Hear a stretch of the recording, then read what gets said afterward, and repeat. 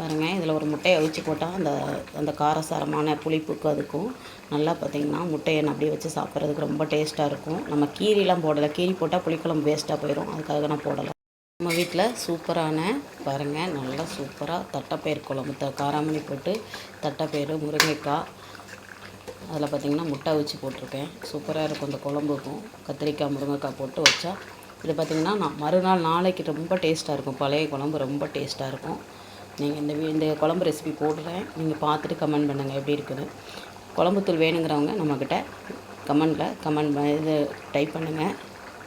யாருக்கெல்லாம் சாம்பார் தூள், குழம்புத்தூள், health mix இருக்குது நம்மக்கிட்ட. சின்ன வயசுலேருந்து பெரியவங்க வரைக்கும் சாப்பிட்ற மாதிரி வேணுங்கிறவங்க கமெண்ட் பண்ணுங்கள். பாருங்கள், குழம்பு நல்லா தண்ணி ஊற்றிட்டேன், நல்லா கொதிக்க ஆரம்பிச்சிருச்சு. ஒரு 2 நிமிஷம் கொதிக்கட்டும், அதுக்கப்புறம் பயிர் எடுத்து போட்டுக்கிடலாம். கடைசியில் புளி கரைச்சி ஊற்றிக்கலாம்.